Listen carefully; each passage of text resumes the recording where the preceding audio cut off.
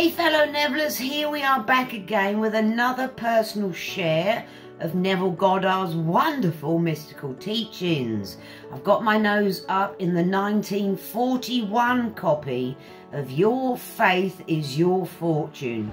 Reading this morning, getting some wake-up smacks from dear Neville, and I'm going to share it with you lovelies. I'm going to go through every chapter and decipher it from my own perspective, of course. So thank you for visiting the channel. Please subscribe if you haven't. If you're up for it and you're into Neville's teachings, this is the place to be. So let's move on, my lovelies. Chapter 1, Before Abraham Was. Neville opened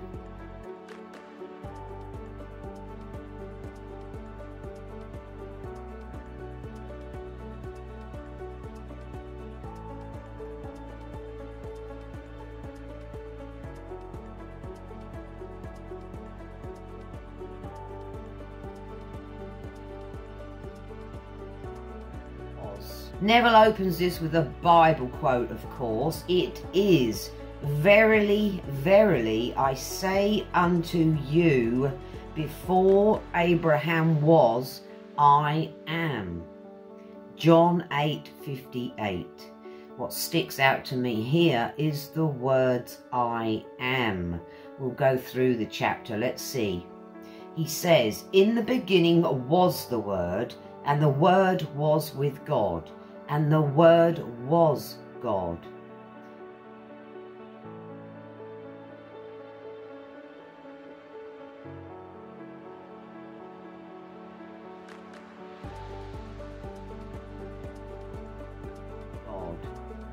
In the beginning was the unconditioned awareness of being, and the unconditioned awareness of being became conditioned by imagining itself to be something, and the unconditioned awareness of being became that which it had imagined itself to be. So did creation begin. That tells us a whole lot about how the world came into being. I must have read this 15 times, but today it's hitting differently. Neville explains exactly how the world came into being, if you've ever wondered that, because I have.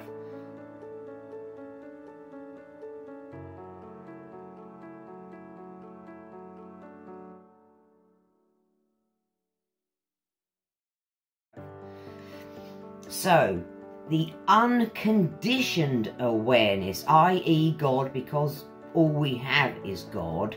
Consciousness is the only reality.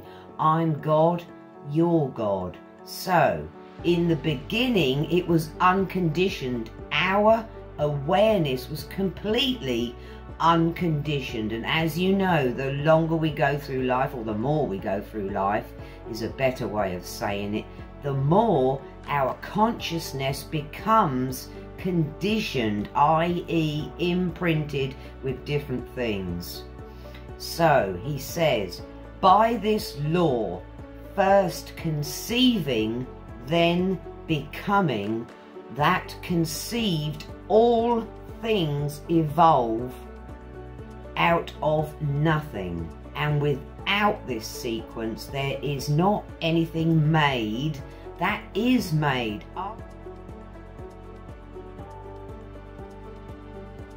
i.e. the unconditioned awareness first conceived itself to be something. Shows us right here in this paragraph, by this law, first conceiving. That's what we do.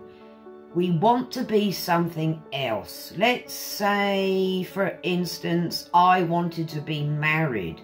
So, by this law, first conceiving. So, I am wanting to conceive that I am married, which is the first part of the law. Then it says, then becoming that, i.e. we convince ourselves we are that which we want to be. So for example, what we're talking about is, I want to be married. That's what we say in our consciousness. That's what we keep top of mind, and that's what we create via our inner speech. There's a link down there to inner speech. It's important, fellow Nevillers. In fact, our speech created the world.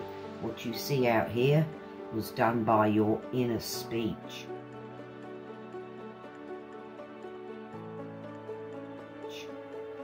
So, by this law, first conceiving, which is part 1, then becoming, second part of the law, all things evolve out of nothing, i.e. we resurrect what it is we want to be out of nothing.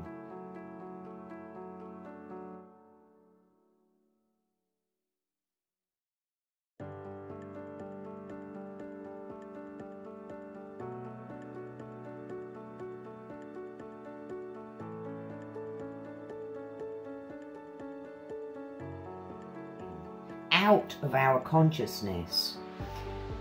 And without this sequence, there is not anything made that is made. So without this sequence, first conceiving yourself to be something, then becoming what you're conceiving yourself to be.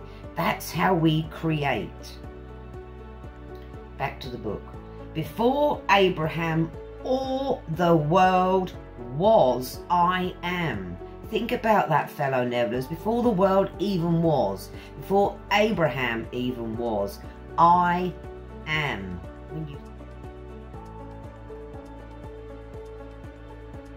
When you say I am, it's your awareness, and your awareness is God. He says, when all of time shall cease to be, I am the formless awareness of being, conceiving myself to be man, i.e. by my everlasting law of being, I am compelled to be and to express all that I believe myself to be.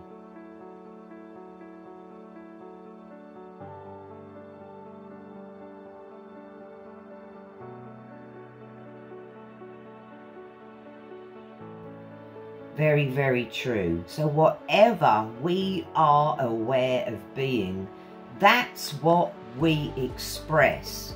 That's what we can change if we so desire.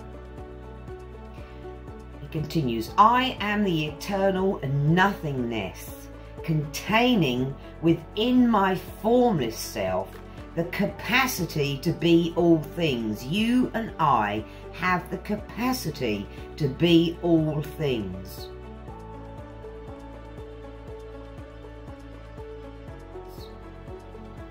I am that in which all conceptions of myself live and move and have their being, and I dwell within every conception of myself.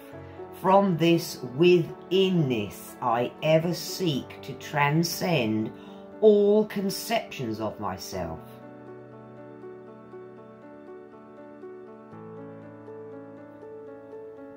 And that's exactly what we can do. We come to Neville's works, or I did, conceiving myself to be. Once we get into Neville's works, we realise we're not who we thought we were. We are Jesus Christ. And we can conceive ourselves to be just that. I am the law of being, and beside me there is no law. I am that I am.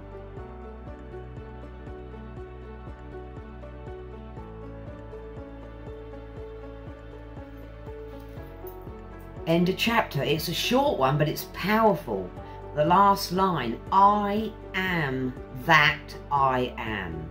The I am is your awareness, which is God. And the line says, I am the law of being, and beside me there is no law, i.e. consciousness is the only reality, fellow Nevillers. And the I am is your awareness of being, i.e. you could be anywhere. You could be deaf and dumb, but you would still be aware of being, right?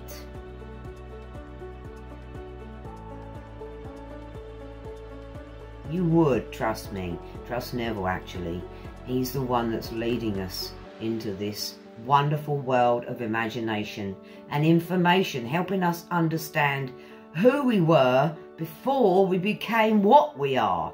All right, fellow Nevillers, that's chapter 1. I'm going to move on to chapter 2 tomorrow. Any observations and perceptions or questions, please leave them down there in the comments and I will get back to you.